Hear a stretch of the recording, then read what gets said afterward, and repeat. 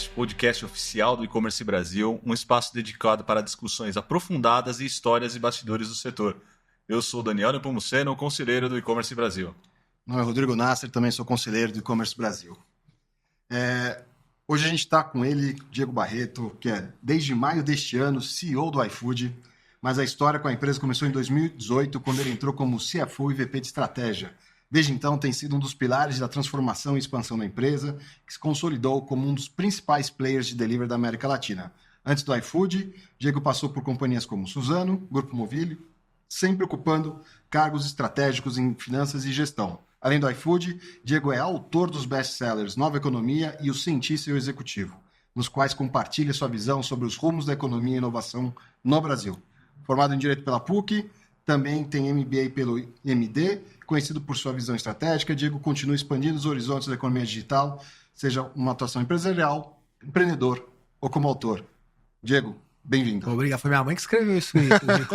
Tá melhor do que eu escrevendo.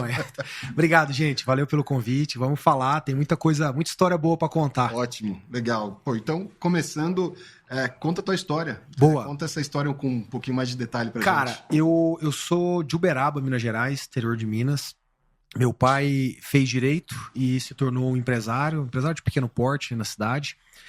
Eu passei praticamente a minha vida toda trabalhando com ele, indo à empresa, frequentando a empresa de transportes. Então, troquei muito caminhão, pneu de caminhão, muito assoalho, enfim, ilonei muita carroceria de carreta, enfim, fiz muita coisa, cara.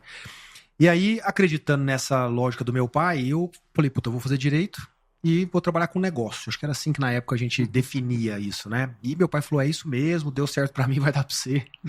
E aí vim pra São Paulo fazer direito e, cara, cheguei aqui e quebrei a cara. Direito no Brasil não ensina pra você fazer negócio, ensina pra você ir pra justiça, ensina pra você entender de processo, de balcão de fórum, que tem que ensinar pra quem quer fazer isso. Não era o que eu queria.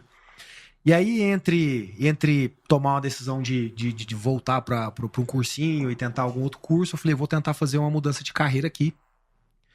E aí, naquele momento, eu comecei a tentar entender onde é que eu poderia ter uma veia para depois sair do direito. E aí eu encontrei uma área chamada mercado de capitais, que hoje todo mundo conhece.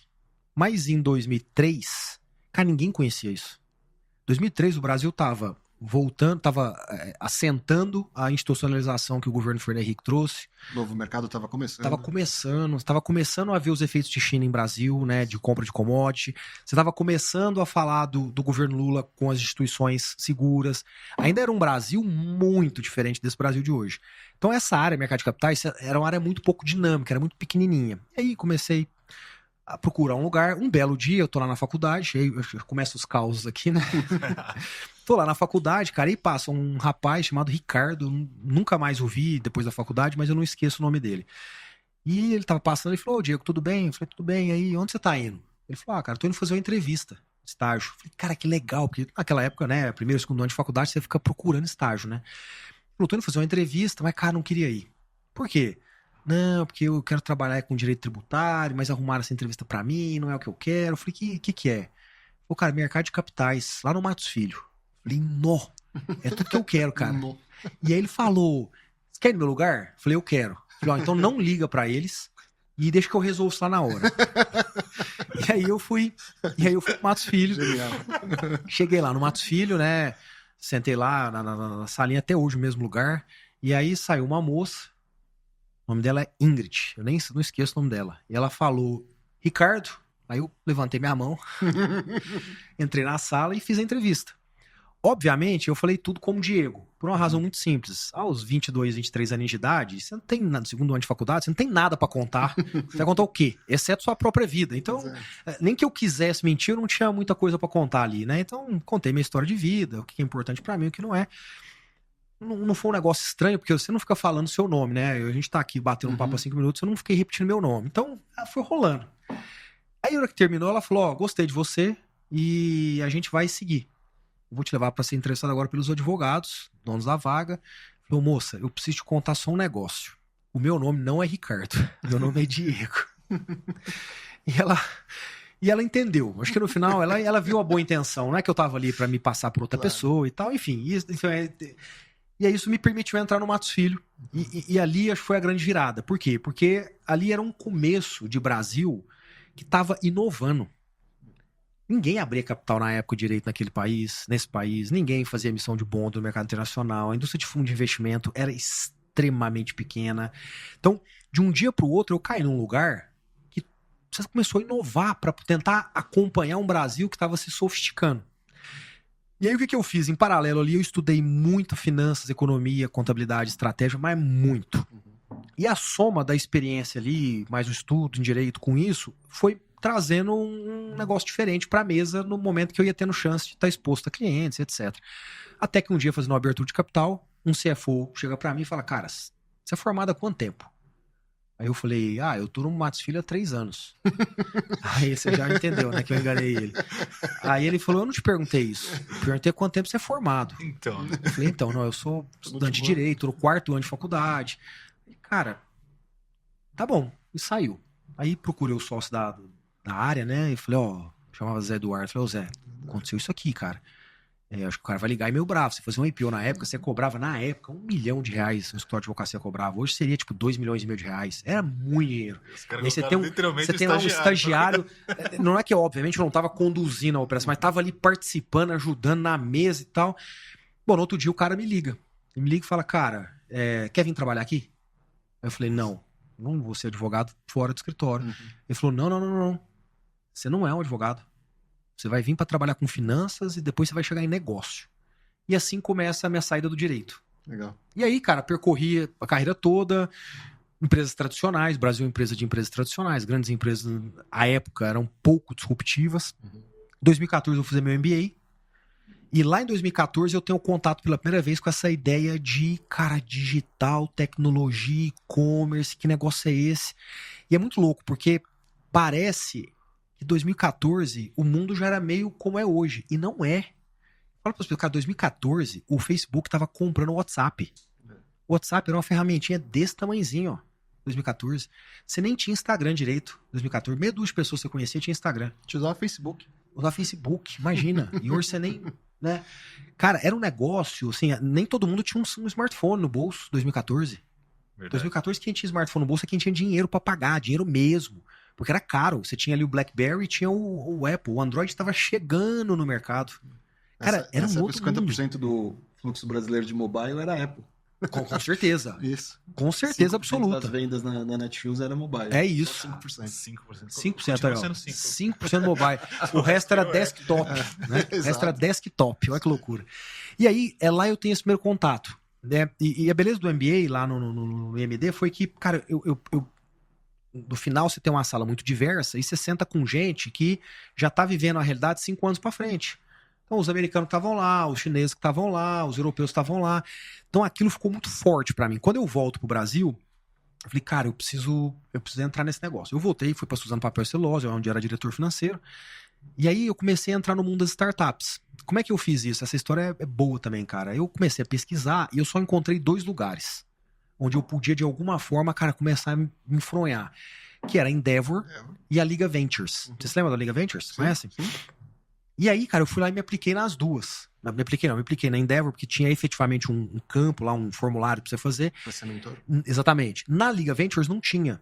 Aí eu fui lá, bati na porta um dia, entrei lá. Quem é o dono aqui? Aquele rapaz ali, não, queria falar com ele. Aí fui lá. Tudo bem, prazer. É engraçado porque hoje eles me contam, né? Eles falam assim, cara, quando você chegou lá, imagina, era o diretor financeiro da Suzano Papel e Celulose, em 2014. Nossa, olha o cara vindo aqui. E do meu lado, eu assim, pô, será que os caras vão deixar eu entrar? Será que eles vão gostar de mim? Tipo, inseguro. Por quê? Porque eram mundos tão diferentes.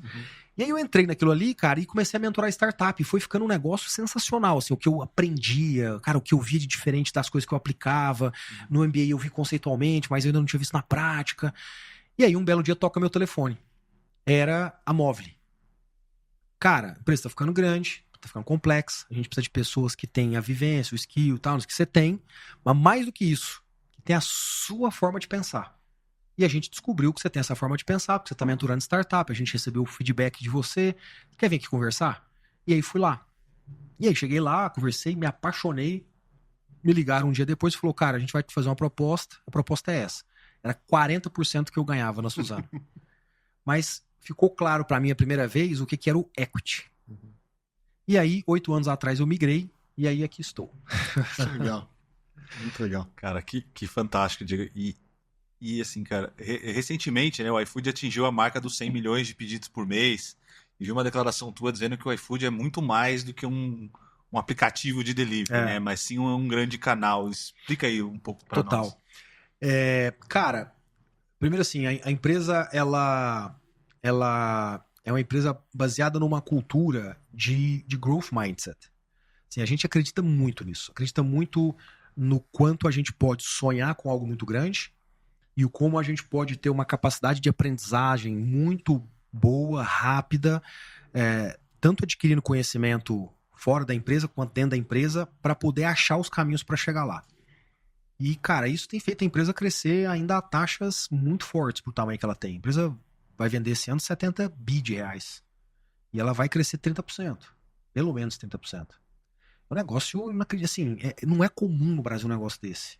Nem fora. Você tem, é que fora tem tantas empresas que no final você consegue ver uma boa quantidade que entrega isso já nesse tamanho. No Brasil, cara, você conta nos dedos. A maioria das empresas brasileiras, a gente celebra porque cresceu 5% um ano, 10% o outro. Nossa, tal, exatamente. Essa é a cultura linear que a gente tem no Brasil. Então, cara, a empresa ela vem crescendo a taxas muito fortes. Aí a pergunta é no final, como? A justificativa de tudo é cultura. Depois podemos entrar nesse tema se vocês quiserem.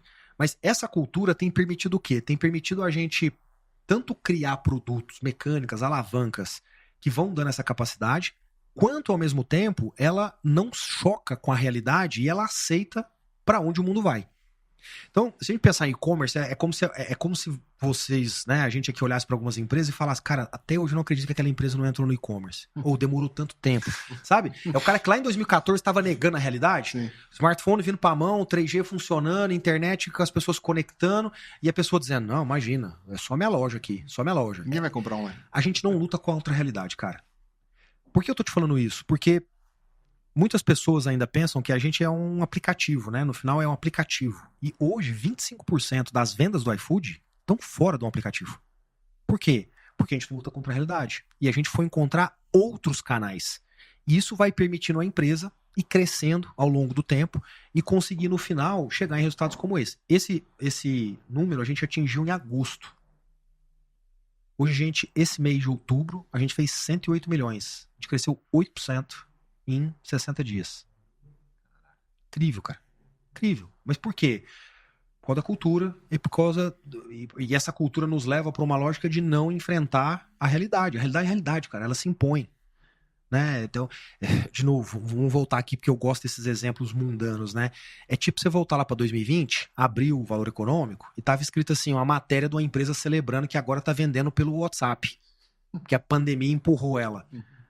Mano, tipo, 2020, você ainda acha que não deve vender pelo WhatsApp? Que você não se relaciona pelo... Que mundo você vive?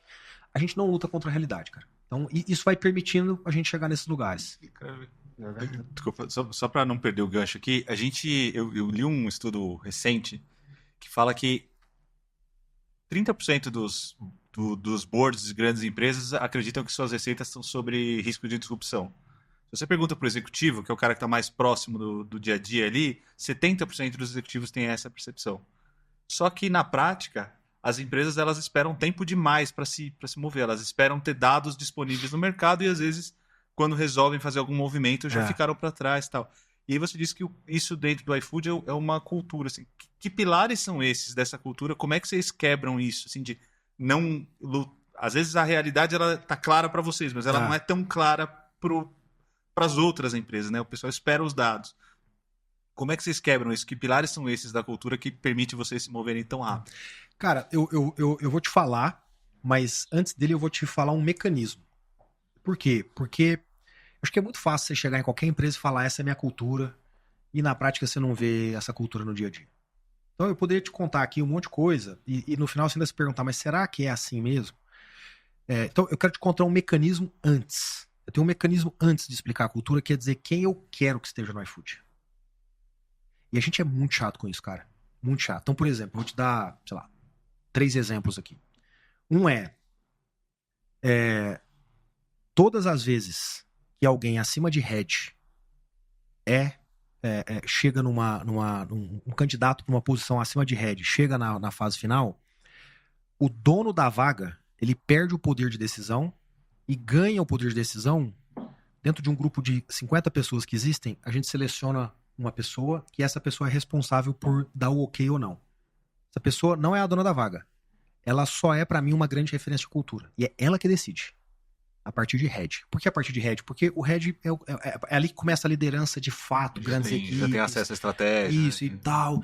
Então, primeiro... E porque vai evangelizar essa cultura isso, também. Exatamente. Então, primeiro, não é o dono da vaga que toma. O que isso gera ao longo do tempo? O cara começa a montar um pipeline. Porque na vida real, quando você não tem isso, o dono da vaga está desesperado, porque ele precisa fazer as coisas, e ele precisa de gente. E aí ele começa a falar, beleza, não, gostei. E às vezes é até inconsciente. Sua cabeça libera porque você tá tão cheio de coisa pra fazer. Você tá enviesado a resolver rápido. Exato. Então, o que eu faço quando eu tenho uma pessoa... Cara, e é de doer. Você imagina você fazer um processo um mês, 2 meses, aí você fala, beleza, agora eu vou contratar a pessoa. Aí chega um cara que tem nada a ver com a vaga e fala, não.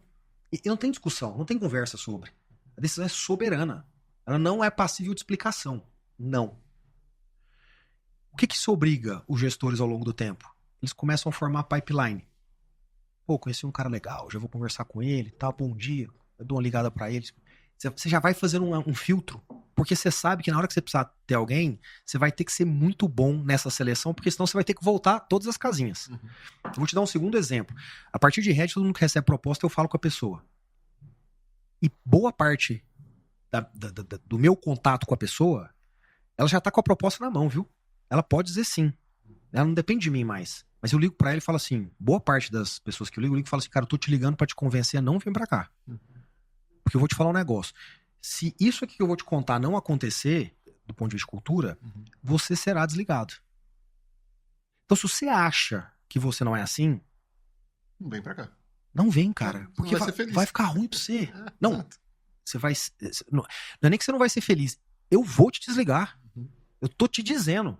Eu vou te dar um feedback, eu vou te ajudar, vou te dar um segundo feedback. Depois, não vai, cara. Então, eu tô te dando esses 2 exemplos pra dizer o seguinte, tudo que eu te contar daqui pra frente tem que partir de um mecanismo que ele é muito chato pra ter pessoas lá dentro. Lá dentro, cara, é o seguinte, a gente lida de forma muito transparente com as definições dos nossos valores. Então, eu vou te dar um exemplo só pra isso ficar bem claro. A maioria das empresas, elas descrevem valores de uma forma que o Wikipedia descreve. Do tipo, não serve pra nada. Não que o Wikipedia não serva, mas ele é a média, ele é o que todo mundo lê. Então eu vou te dar um exemplo, sei lá, empreendedorismo. Nós somos uma empresa de empreendedores. Como é que eu descrevo empreendedorismo? O empreendedorismo é o seguinte, o empreendedor, ele se ferra 80% do tempo. Eu não conheço empreendedor que se ferre menos de 80% do tempo. Porque o empreendedor está tentando construir alguma coisa. E construir um negócio, cara, é difícil demais. O que significa isso? Significa que 80% do tempo você está sob pressão. 80% do tempo você está lidando com uma situação que tende a te deixar para baixo. Porque você ainda não chegou, porque você ainda não conseguiu, porque ainda não é bom o suficiente, porque ainda não tem product market fit, porque o outro market não tá rolando, porque a escala não é tão grande quanto você imaginava. E aí o cara chega um dia nos 20% restante. Aí, bicho, aí o negócio é demais. Mas você precisa passar pelos 80%. E a nossa cultura Brasil não ensina a passar por isso. A cultura corporativa brasileira não é essa. Ensina a gente fazer gestão de frustração. 5% um ano, 5% no outro e tal. Aí tudo bem, aí gera, tá, coitado. Assim, cara, isso é muito forte. Porque na hora que eu pego uma pessoa que tá entrando e eu falo, cara, deixa eu te explicar uma coisa. 80% das vezes, você vai ouvir, putz, isso ainda não tá bom. Isso não é suficiente. Você tá no caminho, mas ainda não é bom. Cara, é ruim isso, pra quem não vive bem com isso. Então, a gente é muito explícito na forma de definir os valores. Esse é um primeiro ponto. Segundo, eu acho que a gente tem elementos ali na cultura que não são comuns no Brasil. Né? Então, por exemplo, um dos elementos que a gente tem é o conflito produtivo. Então, a gente fala para as pessoas, eu quero conflito. Não é com você, pessoa. É com o tema, com o fato, com a ideia. Não com você. Demais. Não é da cultura do brasileiro. Então, você vê como aquele mecanismo anterior ele é muito importante? Claro. Porque se eu coloco isso na minha parede e não faço o mecanismo, gente, vai entrar tudo menos isso. Por quê? Porque não é a média do brasileiro. Portanto, o mecanismo tem que ser muito chato para ele aumentar a probabilidade de eu acertar. Então, o conflito produtivo é um ótimo exemplo do como, cara, as pessoas sofrem para poder conseguir resolver isso no processo de contratação. E aí, cara, eu acho que por último, a gente acha que a gente tem uma cultura mesmo. O que eu quero dizer com isso? A cultura deveria ser uma relação inversamente proporcional à quantidade de regras políticas que você tem dentro de uma empresa. Por que você coloca uma regra ou uma política? Porque você perde mão de um padrão comum, né? Então, vamos pegar um exemplo. Você pega seu filho, 15 anos de idade. Você não dá um carro para ele. Por quê? Porque você não confia no padrão ainda. Você fala, cara, ele não pode dirigir. Aí, o seu filho de 15 anos, você provavelmente se deu um celular para ele, você provavelmente dá uma olhada lá, vê onde ele tá indo, segue lá no mapinha. Por quê? Porque você ainda não confia no padrão. Sei lá, vocês aos 21 anos de idade, você fala, pô, meu filho se tornou um garoto bacana, esperto, decente, fala comigo, abre o jogo e tal. Você não segue ele mais no... O que é isso? Isso é a cultura. Você conseguiu transferir a cultura familiar que você criou pra ele. E aí você diminui a regra. Dentro do iFood, cara, a gente tem muito pouca regra. Muito pouca regra. E isso, cara, dá um dinamismo pra empresa que é brutal. Mas por que eu posso ter muito pouca regra? Porque eu tenho cultura. E aí eu tenho a cultura certa. A cultura que, por exemplo, não me faz ir para caminhos que geram um desperdício brutal, uma perda de tempo brutal, uma falta de foco brutal, porque senão a empresa não conseguiria chegar nesses resultados que ela chegou. Enfim, assim é um pouco como a gente enxerga as coisas lá. Legal. E olhando agora, pô, é uma empresa num modelo de plataforma, né? Vocês, poxa, esse modelo, eu sou apaixonado por ele, e você falou muito de como ela funciona ali dentro, né? E para fora, né? O que tem de a cliente que você ainda não conseguiu encostar, ou serviço, produto que você ainda não conseguiu oferecer?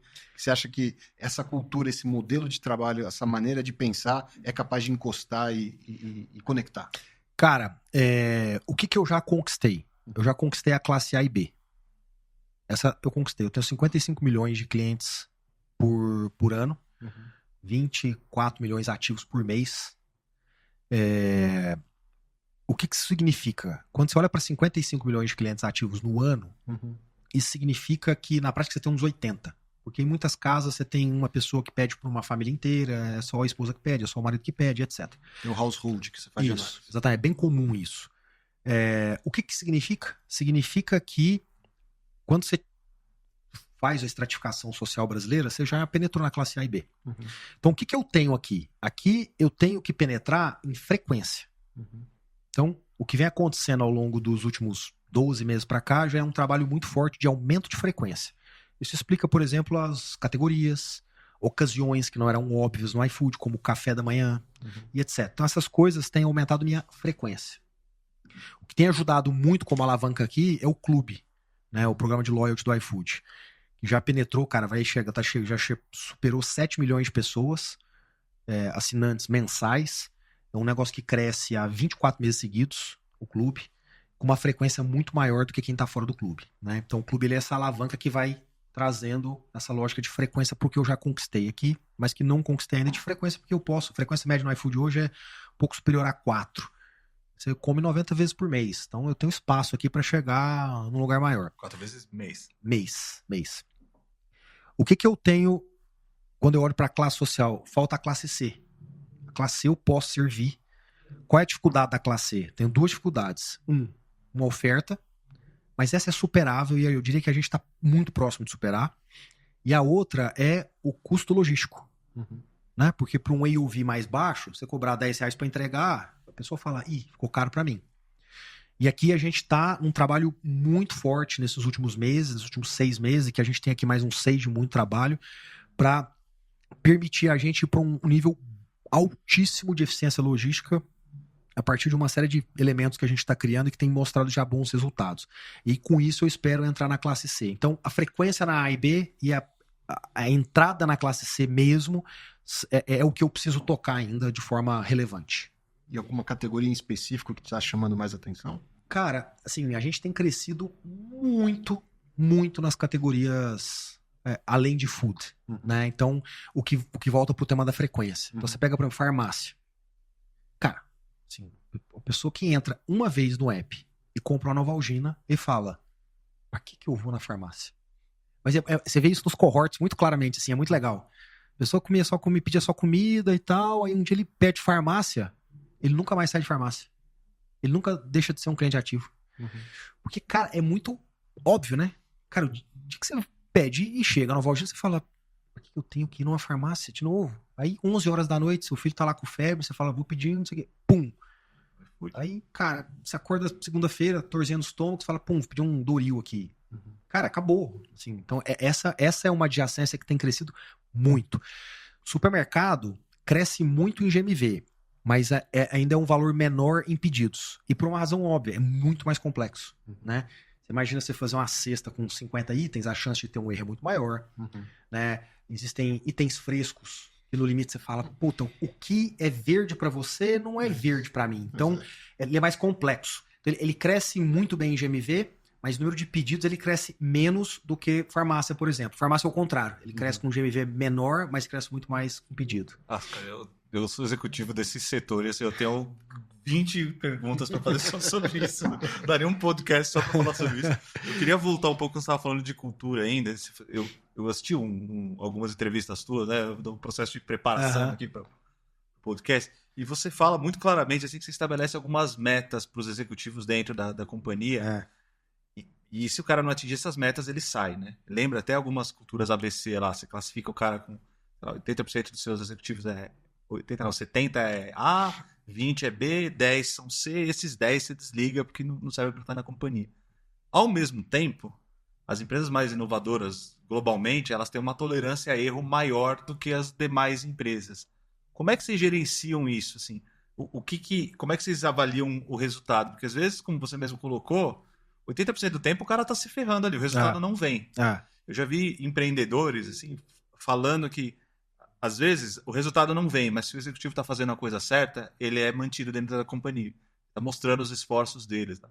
Eu vi que o Clube iFood demorou 3 anos para girar. O Clube iFood foram 6 anos. 6 anos? 6 anos. O clube? 6 anos. E não mandamos ninguém embora por causa disso. Então, é isso que eu queria que você explorasse um pouco mais. Assim, como é que você mede resultado? Que cara que fica dentro da empresa, mesmo não triunfando, como é que... São coisas antagônicas, né? Então... Cara, você falou de coisa antagônica, né? Eu concordo. E aí vai para um dos valores que a gente tem dentro do iFood. A gente fala sobre ambidestria. Ambidestria é a capacidade de você fazer duas coisas antagônicas ao mesmo tempo. A gente não é bom nisso. O ser humano, de forma geral, não é bom. O ser humano, ele usa a mão direita, não usa a mão esquerda e vice-versa. É difícil achar uma pessoa ambidestra. O ser humano, ele via de regra... Você consegue ver isso muito em executivo. Assim, às vezes você fala assim, uma empresa contratou tal pessoa porque ele é um especialista em momentos difíceis. A gente não consegue ser ambidestro. É muito difícil ser ambidestro. O cara ser analítico e inovador. No iFood, a gente trabalha demais para isso. Trabalha leia-se as pessoas se tornarem isso, né? Ou descobrirem esse lado delas. Então, para nós, o que é uma pessoa que entra na empresa e vai ficar? A pessoa que trabalha essas duas coisas. Então, a pessoa ambidestra, nesse exemplo aqui nosso, é uma pessoa que vai dizer, cara, eu vou fazer 10 testes de hipótese. Super legal. Vai testar, iterar, e aí ele eventualmente vai tomar uma decisão de seguir. Para nós, para seguir, aí eu estou indo agora para o lado analítico. Eu tenho 3 etapas claras. Na sua primeira etapa, você deveria achar um efeito uau. Alguém deveria falar, nossa, isso aqui é diferente mesmo, hein? A segunda etapa, você deveria dizer, isso aqui é escalável. Eu não vou fazer coisa pequenininha, eu não quero fazer coisa pequenininha. E a terceira etapa é uma etapa de economics. Você fala, beleza, cara, achei o efeito uau, isso aqui é escalável, agora eu preciso acertar o economics, e aí, bicho, isso aqui é a minha próxima curva S aqui dentro. Não é nem como negócio, mas às vezes como feature, né? Ela gera esse efeito, né, de curva S. Esse é o cara que entra e fica.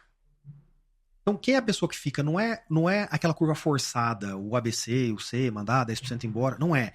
São as pessoas que não equilibram isso aqui. Esse equilíbrio, para mim, é muito importante. Por quê? Porque quando você lê a história das organizações e o porquê organizações muito inovadoras ao longo do tempo desaparecem, o motivo é exatamente porque elas saem desse lado e vêm para esse. E muitas vezes, organizações se perdem porque elas saem daqui e vêm para cá. Por exemplo, com falta de foco. A beleza é fazer isso aqui. Quando você pensa numa curva S, eu preciso muito dessa mão aqui no começo do S, muito dessa mão nesse final do S. E aí você tem um core maduro, gerando caixa, etc, etc. Mas eu preciso dela um pouquinho aqui também e dela um pouquinho aqui. Se eu não tenho uma pessoa que faz os dois, ele não percorre a curva S. E aí como é que sua empresa amadurece? Mas você acredita que, quando a gente fala de ambidestria organizacional também, a gente começa a falar um pouco de perfil de pessoas, né? Você tem um perfil, às vezes, daquela pessoa que é inquieta, que é empreendedora, que está no Product Market Fit, está nessa primeira etapa de entender como o modelo funciona e tudo mais, mas aí quando ela chega na cabeça do S, para entrar no próximo S, às vezes ela não tem tanto tesão. Ela gosta mais daquele começo, de fazer outro S desse, né? E você tem também pessoas que gostam desse segundo S, de pegar o próximo crescimento. Como que vocês organizam e separam isso, né? Porque a maneira de você medir o sucesso dessas duas pessoas é diferente. E às vezes você acaba frustrando uma delas que fala, não, olha, esse filho é teu, continua crescendo aí o produto. Total. Né? Dentro do iFood, as pessoas sempre têm a liberdade de voltar para onde elas querem. Então você tem pessoas ali dentro com 6 anos de casa que só levaram produtos, negócios, entre outras coisas, de 0 a 1. E tá tudo bem. E tem gente que só fez o hypergrowth aqui. E tá tudo bem. O problema é que numa empresa do tamanho do iFood, com a complexidade que a gente tem, com o montante de ativos que são utilizados de forma cross, a pessoa que está levando do 0 a 1 e que, portanto, está usando mais da criatividade, vamos colocar assim, ela vai se encontrar na jornada dela com ativos e donos de ativos que já está lá no final da curva S.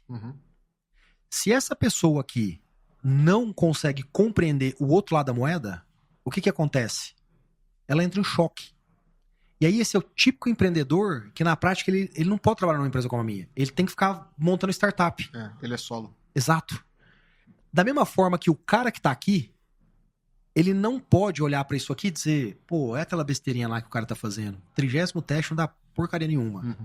Então, o cara pode querer trabalhar aqui e talvez seja a grande fortaleza dele, mas ele precisa compreender isso aqui. E aí que entra a ambidestria. Perfeito. Então, a ambidestria necessariamente não quer dizer que você vai operar sempre com os dois. Talvez você vai operar com um, mas você precisa da compreensão do outro. É a sua capacidade de conectar um e o outro, né? Exatamente. Porque senão você faz o quê? Você chega no que é comum em empresa que fica grande. Silo. Por quê? Não, porque eu sou já o final da curva S e esse cara aqui é o começo da curva S. Olha os caras lá que só fica lá fingindo que é o professor Pardal. E o cara lá fica falando, olha os caras lá que só são os executivos, controller, não sei o quê. Que só quer saber de margem. Aí cria silo. Então, aí volta, olha a importância lá do tema do conflito produtivo. Se eu tenho pessoas que entendem esses dois elementos, elas podem ter um bom conflito produtivo. Se eu não tenho, o conflito nunca vai ser produtivo. Então, é assim que a gente tenta equilibrar. Você está falando bastante de curva S, assim, né? Eu vi um estudo recente do Gartner falando que a principal preocupação dos CFOs é growth, crescimento. CEOs, a mesma coisa. Só que na prática você vê muito CFO muito focado no economics do negócio e muitas vezes travando organizações. E você é um cara que veio da área de finanças, né? Era CFO e virou CEO. O que torna um CFO estratégico a ponto de ser um cara inspiracional para liderar uma companhia? Ambidestria. Não tem outra resposta. Cara, os CFOs, a maioria dos CFOs que eu conheci na minha vida são uns puta cara chato. São muito chato. Não entendem do negócio. Não entendem da visão. Não entendem das vendas. Puta cara chato, cara. A maioria deles. Você vai ter uma discussão, a discussão é chata. Fica feliz assim, né? Mas, cara. Você quer ver uma coisa? Cara, toda vez que eu encontro um CFO que fala pra mim, não, eu tô precisando cortar gente, eu falo, mas por que você não começou a conversa por alavanca de crescimento? Perfeito, cara. Você tá colaborando com essa discussão aí? Aí você fala, você foi um CFO e chegou no seu... Por quê? Por causa disso. Óbvio que eu tenho que entregar o orçamento no final do ano. Óbvio. Mas a minha premissa nunca foi gastar tempo pensando se a área tal precisa de 2 gerentes ou 1, 6 analistas ou 5. É claro que você também tem que fazer isso. Volta para a discussão da ambidestria. Sim. Óbvio que você vai fazer isso no final. Mas o primordial não é isso. A sua contribuição primordial é com o crescimento. Porque se a sua contribuição primordial for corte, o que vai acontecer no ano que vem? Você vai deixar de contribuir de novo para o crescimento? E no outro ano? E no outro ano? E no outro ano? Espiral, né? E não sai dessa mentalidade, né? Não sai. E aí ele é um cara chato. Aí isso acontece com ele, o negócio se afasta ao silo. A ausência da ambidestria, você cria o silo. Aí o cara de negócio fica lá, cara chato lá. Aí, porque afasta, você não ganha conhecimento.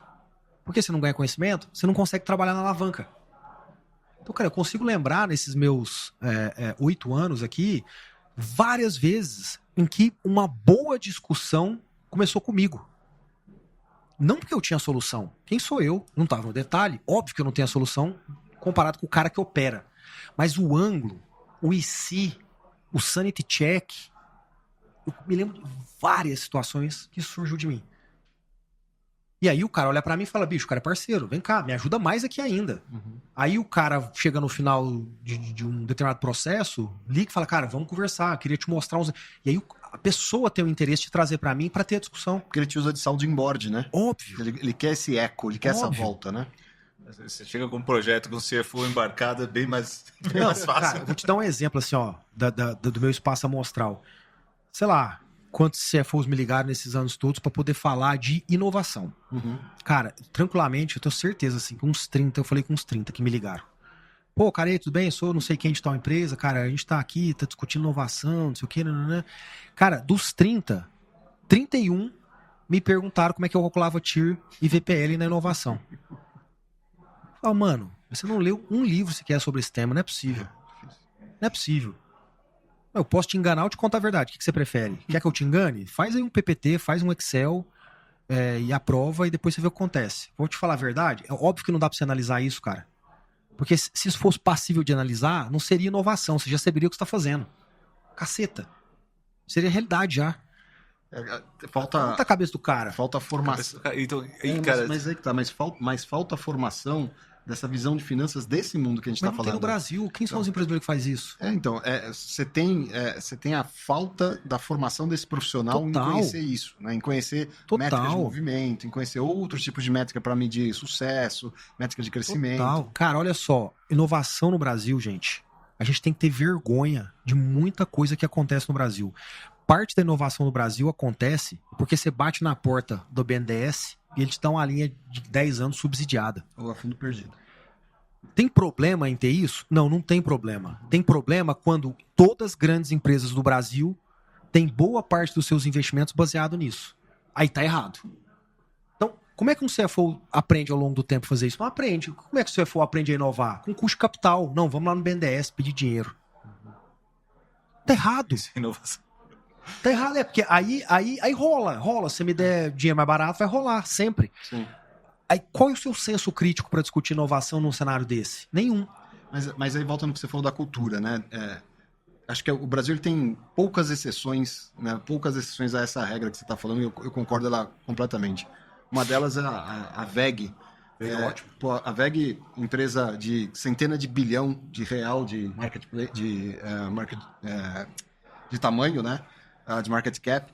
E é uma empresa que mais de 50% dos produtos dela, da receita dela, vem de produtos criados nos últimos 5 anos. Animal. E é uma empresa que faz motor elétrico. Animal. Né, como base. E quando você visita a empresa, quando você visita a fábrica, você vai falar com o cara que está no chão de fábrica, ele começa a explicar do que ele faz, ele te dá indícios de conhecimento, de indicadores de resultado. É assustador. Por causa da cultura. Animal. Né? Só que assim, é um caso. Entendeu? Então, é isso que você falou, é muito difícil achar uma empresa de bilhão que consegue escalar esse tipo de coisa. Um case global é a Microsoft, né, cara? Satya Nadella entrou, ao invés do cara ficar brigando com o Linux lá, exato. o Marcelo Linhares postou isso aí, o cara foi pra nuvem, foi pra IA. Mas você já leu o livro dele? Ainda não. Lê. Chama Hit Refresh. É muito bom. Ele conta isso. Por que é legal ele contar? Porque ele conta sentado no cargo e ele tem no board os últimos 2 chefes dele, exato. O Bill Gates e o Steve Ballmer. Então, ou seja, tem um grau ali de sinceridade grande, porque ele não consegue contar uma historinha, porque senão alguém vai levantar e falar, mano, você tá louco? O que ele conta lá? Ele fala que tudo isso que você disse teve uma precedência. Sabe o quê? Ele reconstruiu a cultura. E quando você lê como ele reconstruiu a cultura, tudo que a gente conversou aqui é o que tá lá. Ele quebrou os silos, ele trocou as pessoas e trouxe pessoas com uma mentalidade mais geek. Ele reorganizou os incentivos e a forma de olhar as coisas, do tipo essa discussão que a gente está tendo aqui de inovação. E aí, cara, pô, uma empresa daquele tamanho, com tanto de recursos, com os ativos que tem, com a cultura certa, dá certo. Tem que funcionar. Dá certo. Você quer ver um bom exemplo que ele quebrou de lógica? Parceria. A Microsoft até então, ela vivia no mundo dela. O Satya, depois de assumir e passar a ter todos os frutos dessa nova cultura, da nova estrutura organizacional, inclusive, que ele fala, e ele mostra ali os exemplos de silos, ele fala, cara, abre minha cabeça, tem que ter parceria. E aí ele aparece pela primeira vez publicamente com o celular da Apple na mão. E aí todo mundo, meu Deus. Ele falou, cara, o celular é da Apple e agora eu tô entrando lá com os meus aplicativos, com a minha suíte. E aí começa tudo, enfim, tudo que a gente conhece. Pra não perder o gancho aqui, a gente acho que é uma das únicas conversas assim que a gente rasgou o roteiro, né? Então deixando correr aqui. Espero que seja bom isso. Não, cara, é excelente, cara. Assim, a gente tá aqui se divertindo já passou do... A última pergunta fora do roteiro, eu prometo que vou descumprir essa promessa. A gente estava falando sobre dos 30 CFOs me ligaram, 31 me perguntaram como calcular tiro de projeto de inovação. Tem um cara que é o Christensen, já falecido, sim, claro. Conhece. É um dos caras que definiu disrupção digital. E ele publicou um paper chamado Innovation Killers. Ele fala justamente isso, que a forma como você calcula retorno de... primeiro que ele fala que modelos financeiros tradicionais matam a inovação. Eles enviesam a empresa a não investir em inovação, porque eles não capturam todo o potencial que o negócio pode gerar. E queria que você comentasse um pouco isso, assim, quando um executivo te traz uma ideia dentro do iFood, assim, que de repente o economics não é tão óbvio, a coisa não está parando de pé num primeiro momento, o que te convence a seguir ou não? O que me convence são as duas etapas anteriores. Cara, se uma pessoa conseguir mostrar que ele fez alguma coisa que é uau, cara, fazer uma coisa uau é muito difícil. Quantas vezes no ano você pega um negócio que você fala, nossa, que legal esse negócio aqui. Qual foi a última vez que você usou algo do seu banco que você falou, nossa, isso aqui é legal? Difícil lembrar. Bem difícil. Qual foi a última vez que você foi no varejo físico e você falou, nossa, que coisa diferente isso aqui? Difícil demais, cara. Difícil demais. Então, pra mim é o seguinte, ó, vou mostrar pra você aqui. A gente tá fazendo um negócio lá agora e o cara botou na rua. Isso aqui é a mensagem de uma pessoa sem que... Isso aqui é uma pessoa que não tem nada a ver com o iFood. Ele tirou uma foto na sequência do que ele recebeu e escreveu bizarro. Isso é efeitual. Isso é efeitual. Não uma pessoa, milhares de pessoas. Claro. Então, na hora que eu vir isso aqui, eu falo, cara, eu tenho um produto na minha mão que ninguém tem. Que é esse aqui é um exemplo. O que é isso aqui? Isso aqui é uma maquininha de pagamento, igual a qualquer outra. Por que você escolhe a maquininha A ou B hoje? Taxa. Ou seja, o produto não tem diferença nenhuma. Commodity. O que a gente fez aqui? Eu pluguei aqui toda a minha base de dados. Toda vez que você passa o seu cartão nessa maquininha, seu cartão tá aqui. Você tá no meu app. Ele bate e volta no dono do restaurante dizendo, esse cara mora perto da sua casa, mora perto do restaurante, mas nunca comprou online aqui. Ele só compra offline. Portanto, toda a sua lógica de CRM deveria ser só pro online e ele é um potencial cliente, porque ele já vem aqui, ele gosta. Você compartilha com o cara a informação da plataforma. Claro que o cliente tem que aceitar isso por uma questão de LGPD. Então, o que acontece? Olha que louco. O dono do restaurante, ele fala, cara, essa maquininha me dá um negócio que as outras não dão. Me dá dica de venda. A mesmo preço, por que eu pegaria a outra? É isso que o cara fala aqui, que você vê na mensagem. Tipo, que bizarro. Porque o que aconteceu? Ele automaticamente recebeu um negócio no WhatsApp dele, porque eu tenho o seu número também, dizendo, você foi no restaurante tal agora, né? Eu sei que você gosta desse restaurante e por isso, mas você ainda não pede no online. Tá aqui uma promoção pro online. E o que o dono do restaurante faz? Para de dar a promoção no offline, porque no offline ele já vem. Que maquininha que faz isso? Nenhuma. Uau. Então, cara, na hora que alguém ultrapassa essa primeira barreira, tipo, cara, chamou a atenção, eu vou ter que resolver o resto. Qual que é o segundo ponto? O segundo ponto é escala. Senão eu vou fazer um produtinho pequenininho, nichado, eu não vou fazer esse negócio. Escala é mais fácil você comprovar. É mais uma discussão de operação, é possível, não é? Tem gente que faz, não faz. Então, esse exemplo aqui que vocês viram, por exemplo, escala eu consigo. Eu pego 3 pessoas que já fizeram entregar uma maquininha no Brasil inteiro, eu vou construir um time e vai fazer a mesma coisa. Não é aqui que está o problema. Aí o terceiro vem o Economics. Mas veja, cara, se você tem um produto uau e escala... Economics vai aparecer. Vai aparecer. Vai vir. Porra, Sérgio. Vai vir. Se você usa tecnologia e ativo digital para escalar em cima disso... Pior ou melhor ainda. É. Qual é o problema? O problema é que as pessoas às vezes tentam escalar o que não tem efeito uau. Aí o que vai acontecer com você? Você vai ter um retorno ruim. Agora, qual é o VPL TIR que eu preciso calcular quando eu passo essas etapas aqui com vocês? Nenhum. Vai dar certo, cara. Quantas vezes deu errado tendo chegado aqui? Cara, eu não me lembro quando. E se der quando deu problema, eu errado. vou matar ela ali, ó, no começo. Isso, é por isso que não pode passar daqui. Exato. Por isso que não pode passar daqui. Exato. Então, quantas ideias chegam para poder escalar? Pouquíssimas. Por quê? Porque, gente, não vai difícil mais. Mas essa visão de... Porque você constrói uma visão de portfólio de investimentos dentro da própria empresa. É isso mesmo. Que tem tiers diferentes. É isso aí. Não tem. Você fala assim, esse vai ser 0. É isso eu aí. não sei qual que é o resultado. É isso aí. Aí você tem que escalar essa cultura até um nível de conselho, né? Como que você faz isso? Obviamente, você está numa empresa em que o conselho é formado por um monte de gente que vem dessa cultura, né? Mas onde você vê esse desafio para a executiva, para o executivo conseguir levar isso também para esse nível de conselho? Porque senão... Eles não falam a verdade.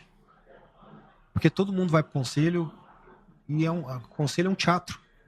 Você vai pro conselho ficar discutindo o resultado financeiro. Corporate theater. Não consigo entender isso. O resultado financeiro da minha empresa, eu mando um vídeo antes com material, se alguém tiver alguma dúvida, ele me manda. Você vai gastar tempo de Exato. pessoas extremamente interessantes para discutir resultado financeiro? Resultado operacional, eu mando também um vídeo. Não discuto isso em reunião de conselho, existe isso. Por quê? Porque Faço tá lá, assim, cara, o resultado tá lá já. Não tem, o que eu posso te contar na sua cara aqui, eu posso contar num vídeo também. Recebe um vídeo aí com os materiais. Pô, tem alguma coisa que não tá clara, não tem transparência, tem um problema muito sério, óbvio que você vai abrir um capítulo e você vai discutir isso na reunião de conselho, óbvio. Mas, cara, quantas vezes na minha vida eu já fui em reunião de conselho? Cara, eu já sentei num conselho que eu pedi demissão na primeira reunião. Porque eu sentei lá e falei, gente, mas não foi isso que vocês me disseram, vocês vão ficar aqui discutindo a DRE da empresa? Não, a gente faz isso toda reunião de conselho. 2 horas de reunião de conselho, 1 hora fazendo isso. Eu falei, vocês não precisam de mim. Vocês não precisam de mim. 1 hora pra discutir DRE. Fica discutindo lá. O resultado do mês passado subiu 5%. O principal motivo aí, via de regra, empresas tendem a ter um certo padrão de operação. Sim. Né? Você não cresce 50 no mês e desce 50. Seu custo não explode 30 no mês e cai 30. Então, as explicações, elas tendem a ser as mesmas ao longo do tempo. Sim. Só com modulações um pouco diferentes. E por que você fica discutindo esse negócio todo mês? Cara, essa é uma visão tão... Outro dia eu até pesquisei aqui. Outro dia eu estava numa reunião de conselho e estava o presidente do fundo de investimento, né? Foi uma manhã que a gente teve com um cara, assim... E assim, e o pessoal muito focado na TIR, no resultado tal, como é que resultado que isso vai gerar. E aí tava o presidente do conselho, era o Alan Bell, foi presidente da Alcoa tal, era presidente do Urban Pickles no Brasil, e ele falou assim, cara, às vezes você tá com medo de atravessar uma ponte, que o teu concorrente já tá lá do outro lado. O cara já tá lá do outro lado. Ele falou assim, eu passei anos da minha vida indo num jantar, que vinha um jovem empreendedor pedir dinheiro para mim, e eu, muito cético, era mais jovem e tal, não era... Né? Tinha sabedoria. Não tinha a sabedoria que tem hoje, né? Assim, claramente você via assim, o arrependimento no rosto do cara. Assim, eu vi. Aquele foi uma manhã que valeu assim um mês de MBA, velho, vamos dizer assim. Total. E aí o cara falou assim, todo ano o cara vinha me pedir dinheiro e eu nunca dei. O nome desse cara? Jeff Bezos. Tá brincando. Olha só. Ele falou assim, cara, se arrepende, assim. Aí ele falou, então assim, às vezes eu lembro que a gente mostrava as projeções de e-commerce, aí tinham dúvidas se aquele negócio ia acontecer ou não. Ele falou assim, qual que é o risco? Quanto dinheiro a gente tá apostando aqui? Faz, entendeu?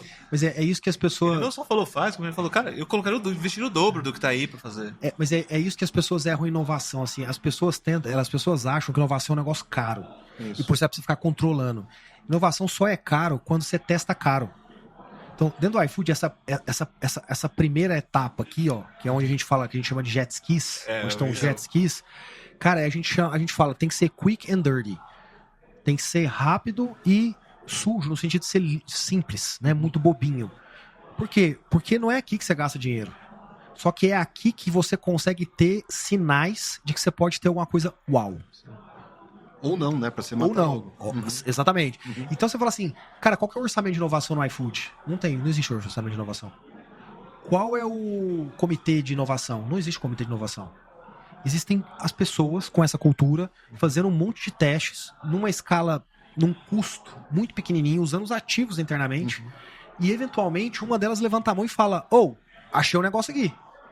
Acho que tô pronto pra ir pra próxima fase. E aí a gente fala, me mostra aí. E aí a gente analisa e tal, não sei o que, e fala isso aqui é uau mesmo ou não é e tal, e vamos, dá pra escalar, não dá.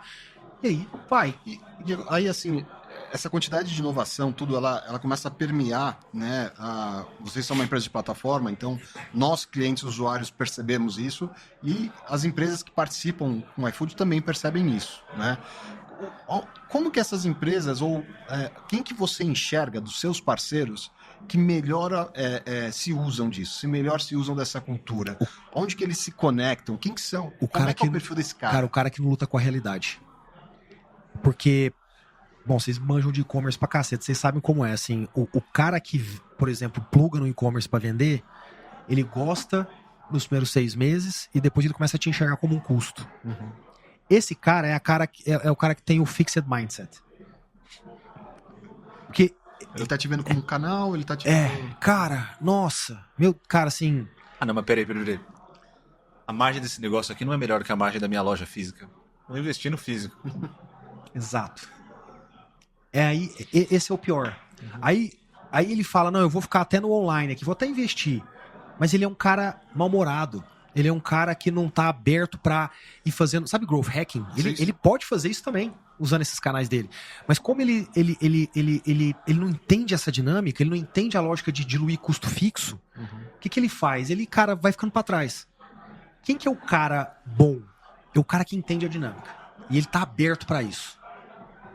E o que eu chamo de entender dinâmica? Entender dinâmica, cara, é entender o mundo como ele é hoje. Não é sobre o iFood, é sobre o mundo como ele é hoje. Então, você tem exemplos? Tenho vários exemplos. Eu vou te dar um exemplo muito simples. O que o iFood é na prática, cara? Ele nada mais é do que uma extensão física de alguém que não tem dinheiro para ter uma segunda unidade. Então para pra pensar, assim, 85% dos restaurantes que estão no iFood, eles são pequenininhos. É o tiozinho aqui que você passa de manhã para comer uma tapioca antes de chegar no trabalho. Esse cara não tem dinheiro para abrir a segunda unidade dele. O crédito no Brasil é caro, ele não tem capital de giro direito e por aí vai. Então o que é o iFood? O iFood é isso. O iFood é tipo ele falar assim, cara, 10 quilômetros daqui eu consigo entregar uma tapioca. É como se eu tivesse uma outra unidade lá. O iFood é isso. O cara que entende isso, como é que ele pensa a venda dele?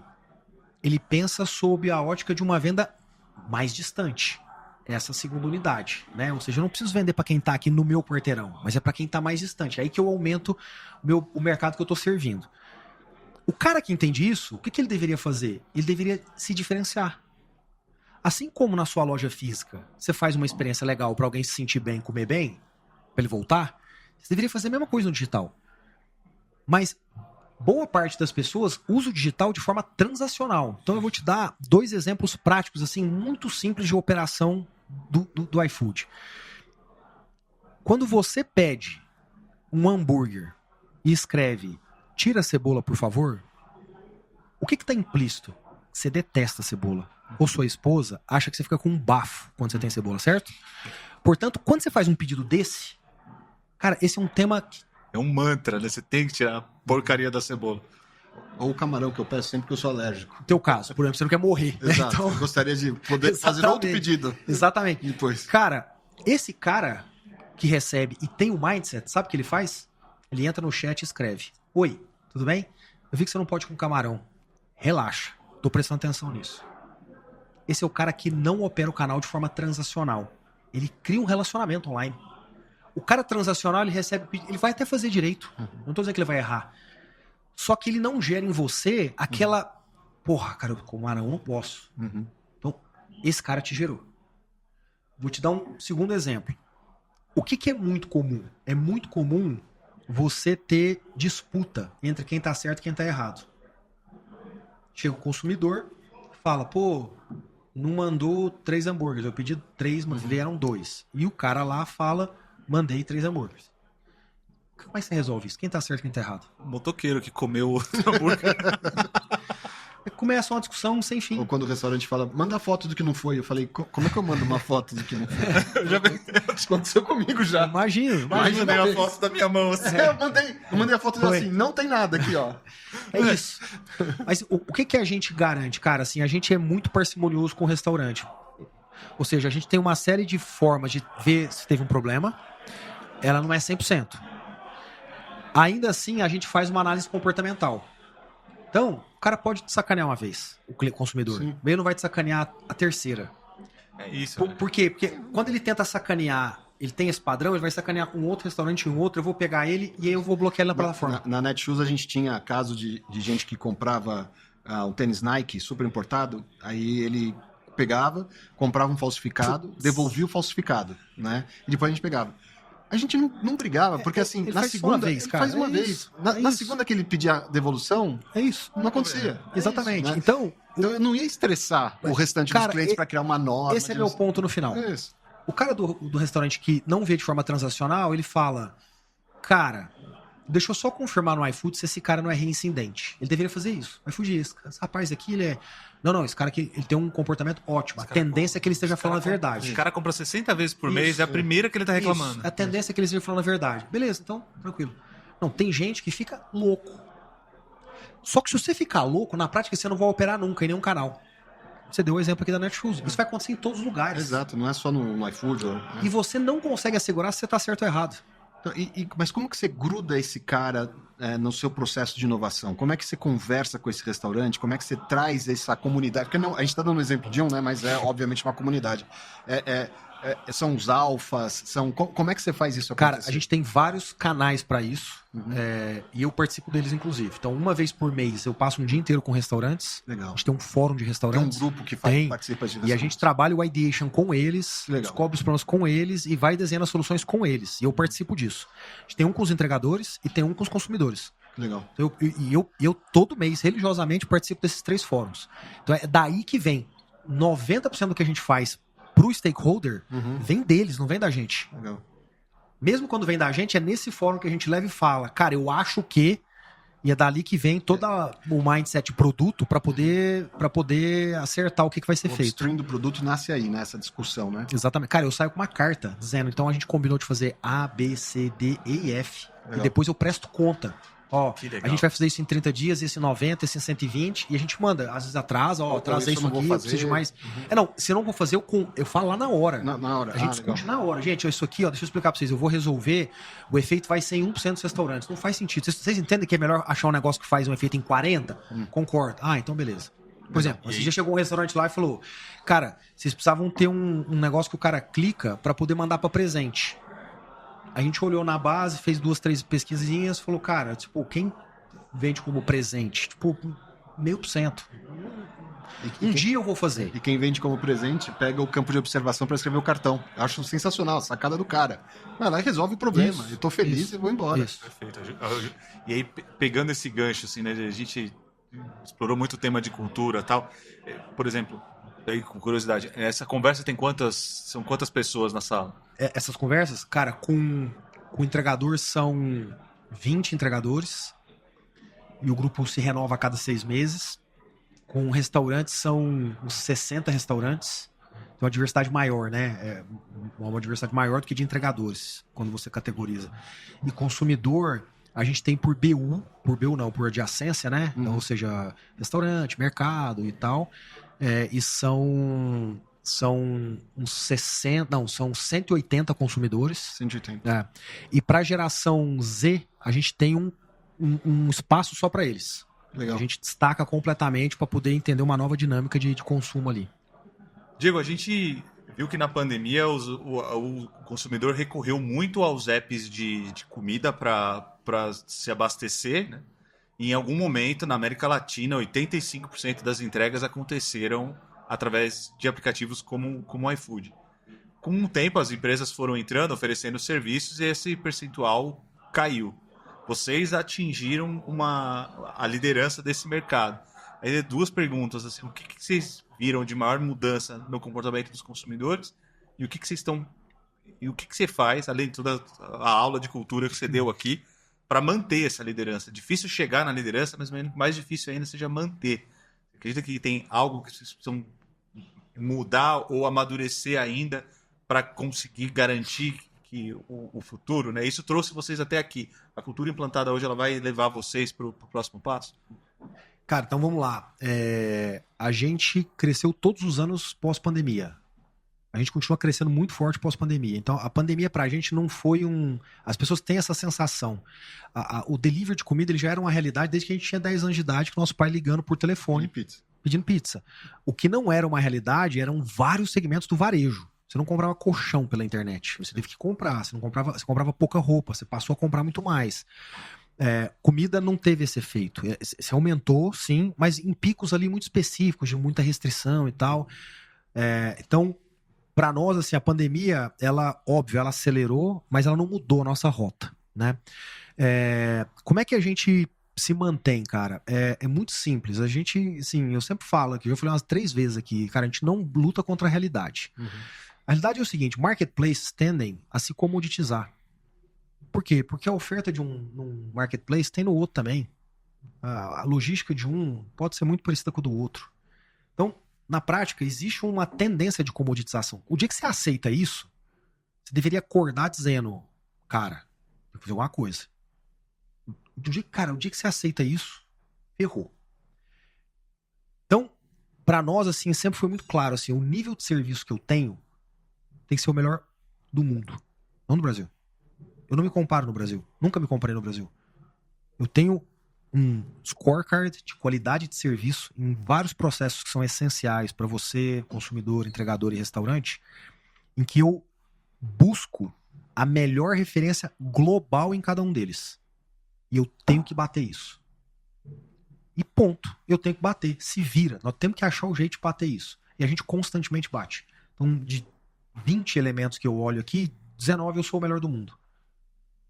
Isso não me gera mais growth. É claro que isso gera, sob uma ótica, porque você retém mais o cliente. Mas, para mim, tem um ponto antes. Esse ponto antes, para mim, é saber, se você não fizer isso, você vai comoditizar. Onde é que vocês compram? Onde é que você escolhe onde você compra passagem aérea? Mais barato. Por quê? Porque a Latam tá em todos os lugares. Porque vai chegar o mesmo ticket pra você.